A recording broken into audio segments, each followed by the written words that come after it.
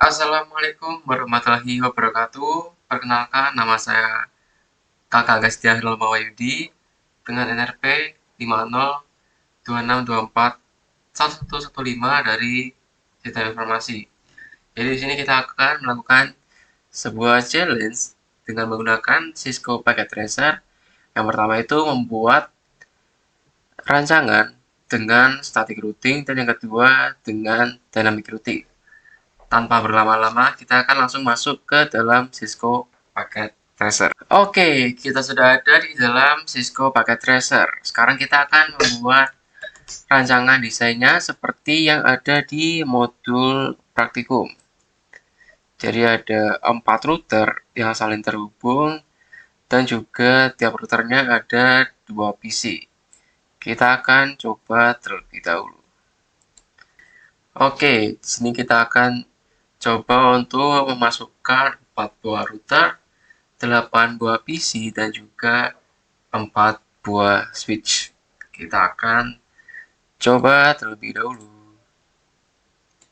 1, 2, 3, dan 4. Kita atur posisinya. Kemudian kita akan tambahkan PC. Di sini 1, 2, 3, 4, 5, 6, 7, 8. Dan kita akan tambahkan switch. Ada di bagian network device, kemudian switch. 1, 2, 3, dan 4. Jika sudah seperti ini, kita akan tambahkan kabel atau koneksi untuk menghubungkan PC dengan switch dan juga switch dengan router. 1, 2, 3, 4, 5, 6, 7, 8. Dan kita juga akan menghubungkan switch dengan router. 1, 2, 3, dan 4. Oke, setelah kita buat 8 buah PC, kemudian 4 buah switch dan juga 4 buah router, kita juga sudah menyambungkan antara PC ke switch, kemudian switch ke router. Kita akan coba untuk menyambungkan router ke router. Nah, tapi sebelum kita coba untuk menyambungkannya dengan petir ini, nah kan di router bawaan itu hanya ada 2 buah port, yaitu gig 000 dan gig 001. Nah, supaya dia bisa terhubung ke 3 koneksi, karena kan ini dia butuh 3 koneksi ke router 1, kemudian ke switch yang ini, dan juga ke router 3. Nah, dia harus menambahkan satu modul atau port di bagian sini, di GLCT, tapi ini kita off-kan terlebih dahulu. Sudah kita off-kan, kita masukkan ke bagian ini. Nah, seharusnya nanti kita zoom in terlebih dahulu, kemudian masukkan ke sini supaya tidak salah memasukkan. Dan kita on-kan lagi, kita tunggu loadingnya sampai selesai. Oke, setelah loadingnya sudah selesai, kita akan coba menambahkan port yang sama di router yang berbeda. Kenapa? Karena di router 3 ini dia butuh 3 buah koneksi. Ke router 2, ke router 4, dan juga ke switch ini. Kita akan buka routernya, kemudian kita zoom in. Ini kita matikan terlebih dahulu ke physical, ke LCD, kemudian kita tarik ini ke dalam sini. Kemudian kita hidupkan atau kita on-kan lagi. Oke, setelah kita buat 8 buah PC, kemudian 4 switch dan juga 4 router, kita akan coba untuk menyambungkan ke 4 router ini. Nah, tapi sebelum itu kita akan tambahkan port tambahan di router 2 dan router 3. Kenapa? Karena di router bawaan itu hanya menyediakan dua buah gig, yakni gig 000 dan juga gig 001. Sedangkan untuk gig 002 kita harus menambahkan modul terlebih dahulu. Nah, caranya adalah kita masuk ke router, kemudian kita zoom in. Nah, ini sudah mati. Kalau kita mau memasukkan modul, ini pastikan sudah mati terlebih dahulu. Kemudian kita ke physical, GLCT, dan kita tarik port ini ke lubang yang ini. Kemudian kita klik on. Dan kita tunggu loadingnya sampai selesai. Nah, setelah loadingnya selesai, kita akan lakukan hal yang sama di router yang ketiga. Kita zoom in, kita pastikan sudah mati, dan kita ke physical GLCT, dan kita tarik port ini ke dalam sini. Jika sudah, kita klik on atau kita nyalakan. Dan kita tunggu sampai prosesnya selesai. Nah, setelah prosesnya sudah selesai, kita bisa menghubungkan keempat buah router ini dengan koneksi. Kita akan klik petir ini, kita hubungkan router-routernya. Oke, sudah terhubung semua. Nah, setelah kita membuat PC, membuat switch, kemudian router, dan kita juga sudah menghubungkannya, tahap selanjutnya kita akan membuat label untuk setiap PC, kemudian network, dan juga router. Nah, caranya gimana?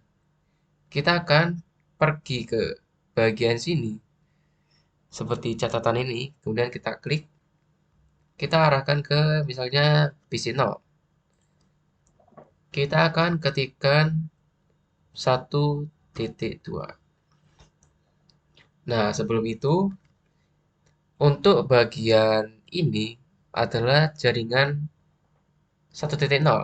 Kemudian ini 2.0, ini 3.0, ini 4.0, 5.0, 6.0, dan 7.0. Untuk penamaan ini sebenarnya tidak harus seperti itu. Jadi bebas sesuai dengan keinginan kalian sendiri. Untuk yang ini 1.2. Kemudian ini 1.3. Kemudian untuk jaringan ini kita namai dengan 1.0.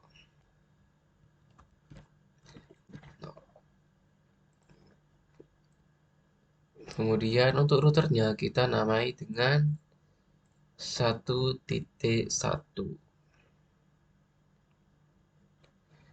Dan untuk jaringan ini 3.0, 4.0, 5.0, dan seterusnya akan saya buat terlebih dahulu. Nah, setelah kita memberi label pada setiap PC, setiap network, dan juga setiap router, nah kita akan masukkan IP address PC, kemudian default gateway dari router, dan juga IP router sendiri. Kita akan coba di PC 0, kemudian ke desktop, kemudian ke IP configuration, kita masukkan 192.168.1.2. Kita enter, kemudian default gateway-nya kita ubah menjadi 192.168.1.1. Kemudian di PC yang sebelahnya juga ke desktop IP configuration kita masukkan 192.168.1.3. Kita enter dan kita ubah default gateway-nya 192.168.1.1. Oke, kita akan atur juga IP address-nya atau IP routernya di gig 00 yang terhubung ke PC 0 dan PC 1. Kita tambah on-kan 108.1.1. Oke, kita on-kan dan sudah terhubung. Lakukan hal yang sama untuk jaringan 6.0, 7.0, dan juga 2.0. Oke, setelah semuanya sudah kita input IP address untuk PC, kemudian juga IP address untuk routernya. Nah, di sini kan ada logo bulat-bulat orange. Kalau pengen diubah atau cepat berubah ke hijau, kita bisa gunakan tombol forward di sini. Maka dia akan langsung hijau. Oke, setelah kita sudah menghubungkan PC, switch, dan routernya, di sini kita akan menghubungkan antar routernya. Nah, gimana caranya? Kita akan coba masuk ke routernya. Kemudian di sini ada static. Nah, sebelum ke static, kita pergi ke gig Ethernet terlebih dahulu. Kita akan masukkan IP address untuk jaringan 3.0, kemudian di router selanjutnya ada jaringan 4.0, dan juga di router selanjutnya ada jaringan 5.0. Kita akan coba masukkan terlebih dahulu. Kita on-kan. Dan ini juga di 001 kita akan masukkan 92.168.3.2. On-kan juga. Dan kita akan lakukan hal yang sama untuk router yang lainnya. Oke, setelah semua routernya sudah terhubung, di sini kita akan coba untuk masuk ke dalam bagian statik. Nah, ini fungsinya untuk menghubungkan router yang satu dengan router lainnya, dan juga ketika kita mengirim pesan, itu bisa tersampaikan dengan baik. Nah, ini kita mengisi network mana saja. Nah, secara simpelnya, di static routing ini, kita perlu memasukkan network pada static ini ke bagian yang tidak terhubung. Misal di router satu ini. Dia terhubung dengan 1.0 dan juga 3.0. Nah, oleh karena itu, kita harus masukkan bagian atau network yang tidak terhubung dengan router 1. Apa saja? 6.0, 4.0, 5.0, 7.0, dan juga 2.0. Oke, kita akan masukkan satu persatu. 192.168.3.4.0. Masnya 255, 255, 255. Untuk next hop-nya adalah 3.2 atau pintu gerbang untuk keluar dari jaringan ini. Jadi ketika dia mau ke 4.0, dia harus lewat 3.2 terlebih dahulu. Ketika dia mau ke 6.0, dia juga harus lewat 3.2 terlebih dahulu. Kita akan isi 92.168.3.2. Lakukan hal yang sama untuk 6.0, 5.0, 7.0, dan juga 2.0. Next hop-nya sama, karena dia juga pasti akan melewati 3.2 ini. Dan 7.0, kemudian 5.0, dan juga 2.0. Nah, untuk router 2, dia perlu terhubung dengan 1.0, 7.0, 5.0, dan 2.0. Dan untuk router 3, dia perlu terhubung ke 3.0, 1.0, 6.0, dan juga 2.0. Sedangkan untuk router 4, dia perlu terhubung ke 1.0, 3.0, 4.0, dan juga 6.0 dan 7.0. Nah, setelah kita sudah hubungkan dan kita sudah masukkan statiknya, sini kita akan coba untuk mengirimkan pesan. Nah, di sini kita akan coba dari PC0 ke PC5. PC0 ke PC5. Kita fast forward, kemudian masuk ke switch, fast forward lagi masuk ke router 1, fast forward lagi masuk ke router 2, fast forward lagi masuk ke router 3, masuk ke switch di router 3, dan terkirim ke PC5. Successful. Oke, setelah percobaan static routingnya sudah berhasil, kita akan coba untuk dynamic routing. Nah, tapi sebelum itu, kita akan hapus terlebih dahulu statik-statik yang ada di router-router ini. Caranya gimana? Kita masuk ke statik. Nah, kemudian kita pilih atau kita klik dan kita remove. Kita klik, kita remove.